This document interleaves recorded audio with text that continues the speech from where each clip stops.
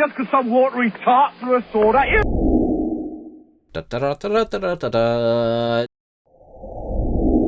Welcome, everyone, to another Literalist reaction video. I'm Dave. With me, as always, the fuzziest man alive. It is music lover John Doe. John, you are so fuzzy and so blue. Yeah. It's ridiculous. Fuzzy was a Johnny. I know. It's ridiculous. It's okay. I like being fuzzy. There's nothing wrong with it. I like fuzzy feelings in the morning. It's what it all is. Well, you told me you got some trivia. Start this off. You want to kick this sucker off? Before that, I want to remind you, Dave, that when you saw the faked title I gave you, because I didn't want you to know what we're doing. Oh, you gave me a fake title? Well, sort of, yeah. In a way, I didn't give you the song title. I gave you the name of an album. Oh, okay. And your response when you read "Burning for Buddy" was, "This is a song about." This is a song about chlamydia. Yeah, no, it's not. What's even funnier is the actual song title is called "Cottontail." Cottontail? Cottontail. All right. We're gonna go. Wow, I don't know what you just did, but are you there? Yeah. All right. Oh, I know. I was watching us on the thing I shouldn't have been watching us on. Anywho, Dave, we're going to change up directions a little bit here. It's been recommended by several that we take a direction with Neil Peart. Really? Yeah. Okay. So did we publish my book review yet at this point? No. As you said, the book review needs editing, and it's a tedious process. Yeah, understandable. That is my fault. I thank you for doing it. Okay. So this will be Neil Peart in a side project from Rush. Okay. And a passion of his. Interesting. All right, you want to do it now or you want trivia? Well, yeah, let's go ahead and do some trivia. Actually, I had a great trivia question lined up, and then I rebooted. Excellent work. Ain't that the way? I know this is one of your favorite topics. Oh, good. Star Trek. Dead people. Okay. It's in the top 5. Yeah, it does. So what I'd like you to do, since Forbes just came out with it, I would like you to name, I'll say 4 of the top 10 dead celebrities with the highest earnings in the last 12 months. Oh, all right. I'm going to say probably... Let me give you some clues. Michael Jackson. You have just nailed number 6 at $75 million. I wouldn't be surprised if Elvis Presley made that list as well.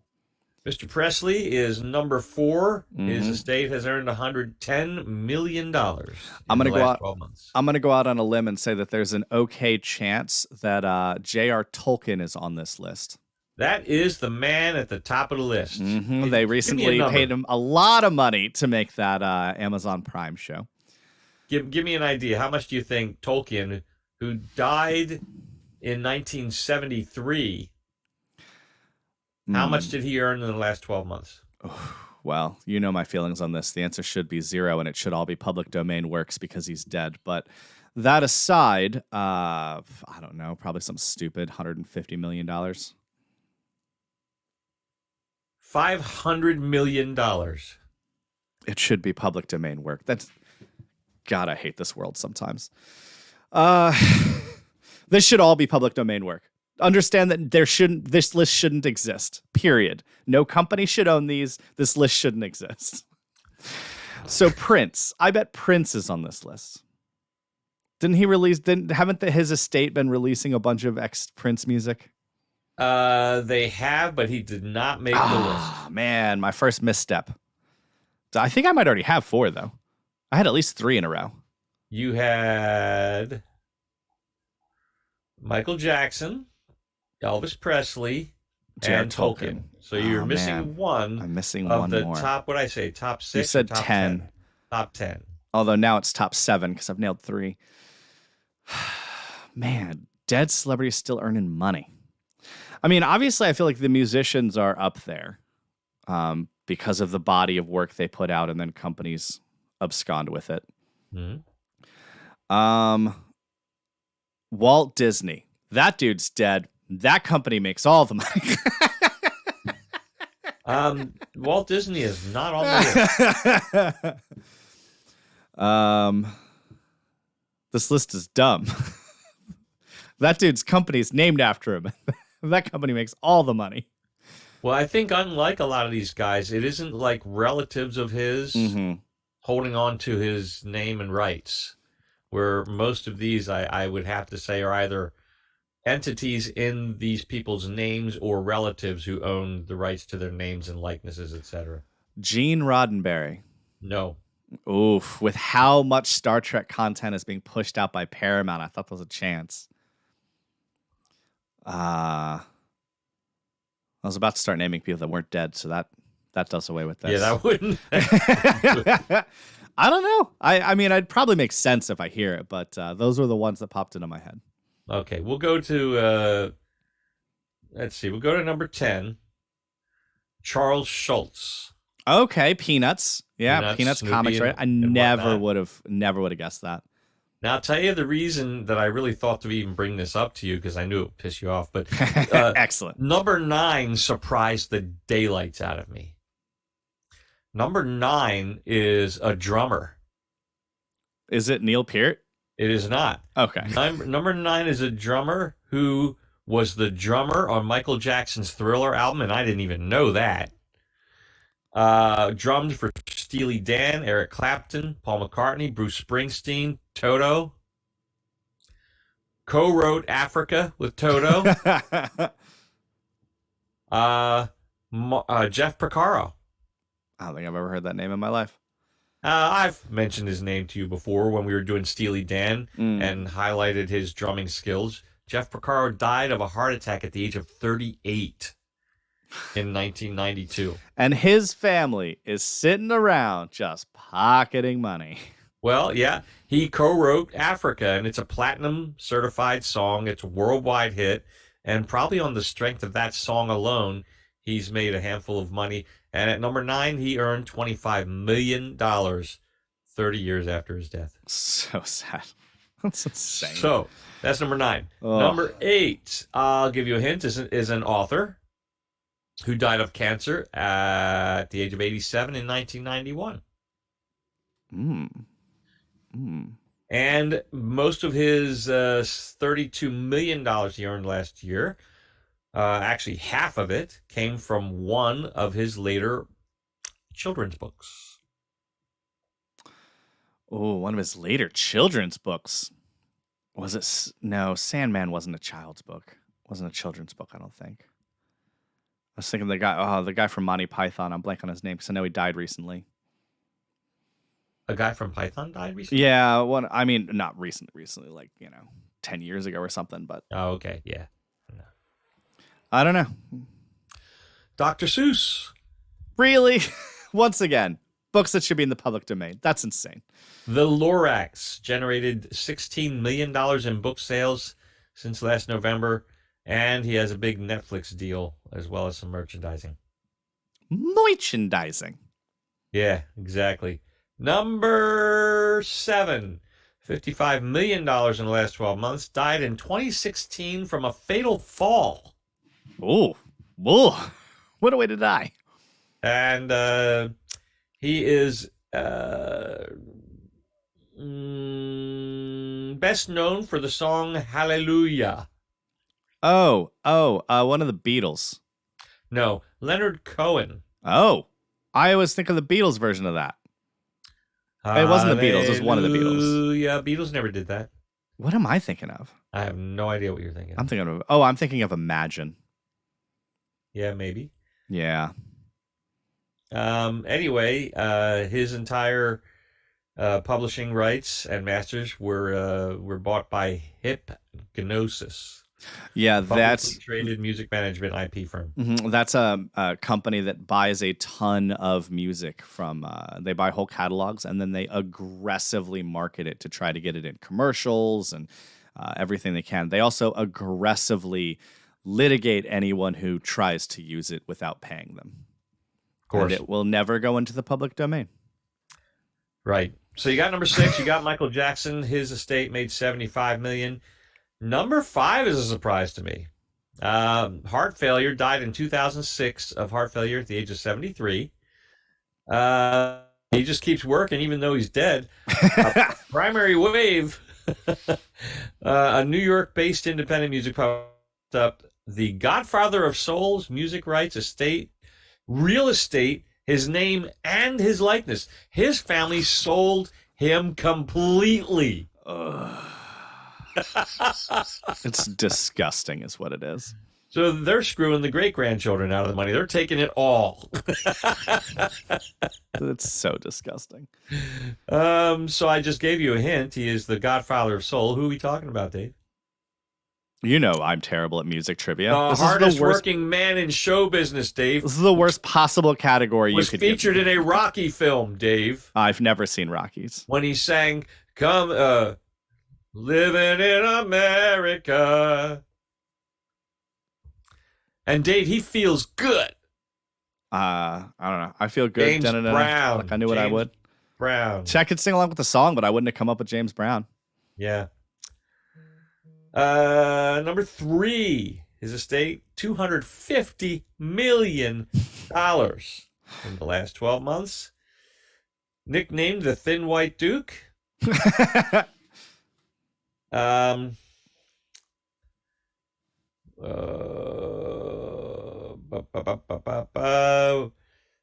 His publishing rights and masters were sold to Warner Chappell Music in January, and made enough income to make Major Tom jealous. Ground control to Major Tom. Which is David Bowie. That's correct. David Bowie was number 3 on the list. And number 2 is a sports ball guy I didn't expect you to get, but he died in 2020 from a helicopter crash. Oh, the basketball player. Correct. Kobe Bryant. Yeah. $400 million. Mostly because he had a 7% stake in Body Armor energy drink. Coca-Cola agreed to buy out 70% of Body Armor of what it didn't already own for $5.6 billion. And so he got $400 million out of it. See, like, that's one of the few things that I don't have an overly massive problem with, because at least that's just, no, he owned a giant stake in a company, and his family owns the stake in the company, and another company purchased their stake. Like, he's not bogarting. Like, there's no company out there stopping creative works of his from entering public domain. Right. So, like, okay. That's one of the only ones on this entire list that I'm like, all right. Good for his family, I guess. There you go. So you did mention Beatles. If I had extended it beyond the top 10, 2 Beatles appear at number 12 and 13. That makes sense. Man, talk about things being bogarted by companies and people. Right, and there's only 2 dead Beatles. So George Harrison and John Lennon each did okay last year. Oh, I'm sure. I mean, like, they needed more money anyway. Well, they're dead. They don't need any more money. But no, I'm talking about the 2 living Beatles. Like, they need more money anyway. Well, they don't. The 2 living Beatles make nothing from this, because the Beatles sold all of their music rights, or most of their music rights, to Michael Jackson, whose estate then sold it and made him a lot of money another year. And that's what I mean. Like, this whole series of events is stupid and needs to not exist. Companies shouldn't be able to purchase entire bodies of work and then forever litigate if someone else wants to use it. Like, that's, I hate copyright law. There you go. Well, longest trivia round ever. I think I may move it to the end of the video. I don't know why. We're only at like 16 minutes. Yeah, right. Hey, if you want to see us play a long trivia round, go check out the end of this video. And it went a little long, so we stuck it there instead. Yeah. All right, so what do we got today?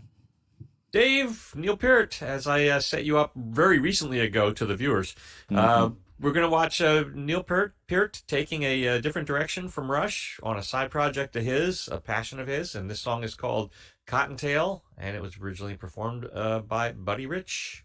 All right, here we go. I got to turn my headphones up for this. I would say. I shake my whole laptop when I do it.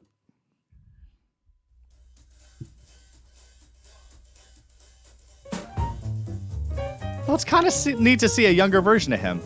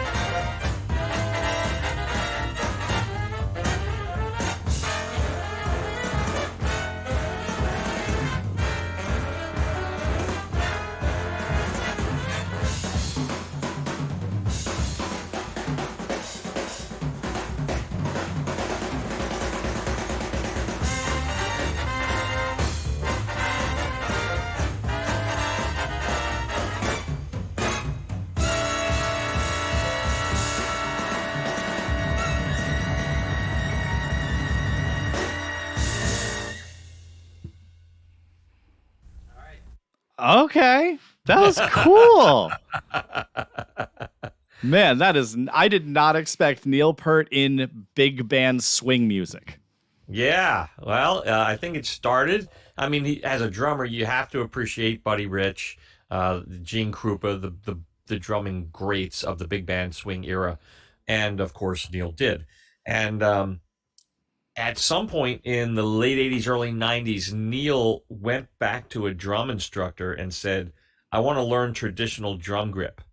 And instead of rock grip is when you hold the two sticks, like you're going to beat somebody with them. Traditional grip, if you want to back up and look at his left hand, you'll see that his I saw he was up. Yeah. Left hand. And so that's what they call traditional grip. So he actually retaught himself from scratch how to play drums. Wow. That is an incredible feat when you already have that level of skill. Yeah, right. When you're already the king of Rush, right? Mm-hmm. King of the progressive Rush brand rock world. And then you go, I need to learn more. I was surprised by both how tiny his drum set was and how large his drum set was. Because comparative to most of the work that I've seen from him, that was a tiny drum set. Very. But comparative to the average big band drum set that I've seen, that was a huge drum set. It was bigger than normal big band drum sets that I've seen. Well, if you look at it, he's got a snare, bass, 2 toms, and some cymbals. It was a little more than that, but it was more than most that I've seen. Normally, they just have like the snare and then the 2 toms and then like 2 cymbals and the bass and the hi-hat, and that's all. And he had a couple extra things in there. I think you got to go back and look again because he doesn't. He really doesn't here. He's doing all that with just the drums there. Things he wanted to learn because Buddy Rich got so much out of his teeny little drum kit that I think Neil Peart wanted to do the same thing. So, I mean, he might have an additional cymbal than what you'd expect. But if you notice his mounted toms, the ones that sit based on the drum, on the bass drum, normally there's 2 in rock. He's only got 1. You're right. Now that I'm staring at it, it is smaller. I feel like he might have an extra cymbal, but that's about it. And a floor tom, and that's the setup. The 1 tom above, and the floor tom. He's only got 2 toms, a snare, bass, hi-hats, and cymbals. That's all he's got. That's impressive. Yeah, for him, that is such a tiny drum set. Yeah. So, I mean, he really went the traditional route with it and played it using more technique than drums to get the sound.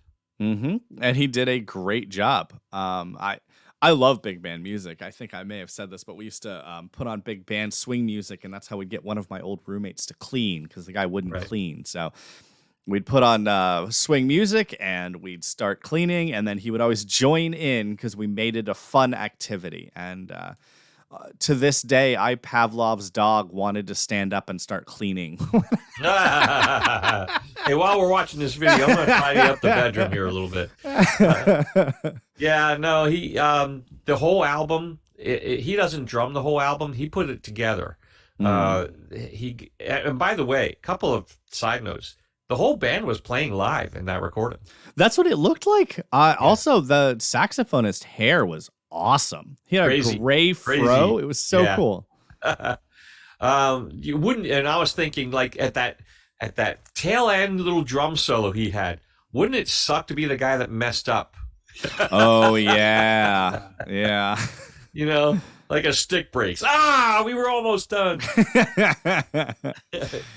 Did they do a whole album, or was it just that one song? Whole album, actually 2 albums, Burning for Buddy 1 and 2, and Neil only plays on. I don't know if he plays on how many tracks, but he gets the world's best drummers to all play drums on different tracks for this record. Oh, that is cool. That is very cool. Well, thanks for sharing it. I gotta say this one would be on like one of my. I actually have this is a thing. I actually have a playlist specifically for this. I have a big band playlist because it's what I put on when I clean. There you go. So this is just going to have to pop directly onto a playlist I already have going. So excellent work. You have to decide, like you said, you and your wife were driving, and she wanted to let the other Rush continue to play, and you're like, no. So Dave, we could go through the whole Burning for Buddy. Let me tell you something. There's not a bad track on either of those records. Well, I'm very much going to have to check that out then. Thank you to whoever suggested it, because that was a neat suggestion. Yeah. We either have to decide whether we're going to show you more with different drummers or just let you go ahead and get the record. Yeah, I mean, there's not a lot to say on tracks like this, I think, except that it was thoroughly enjoyable. So I think this might be one of the few things I go listen to a little more of it on my own, and just am thankful for the introduction. Obviously, no lyrics to parse here. I'm not learned enough to break down all of their different playing. All I can tell you is that I like big band swing music. I've actually heard a ton of it because I really enjoy the genre. There's a chance I've actually heard some songs off that album, just didn't know because I'll let random stuff play sometimes. Yeah. So there's a chance I've heard stuff, but just about guarantee you've heard some of it. Just about guarantee it. The genre's just fun. It's a genre that makes you want to smile and move. And I love anything about an entire genre of music that's what it makes you feel like doing. So, well done. Thank you so much.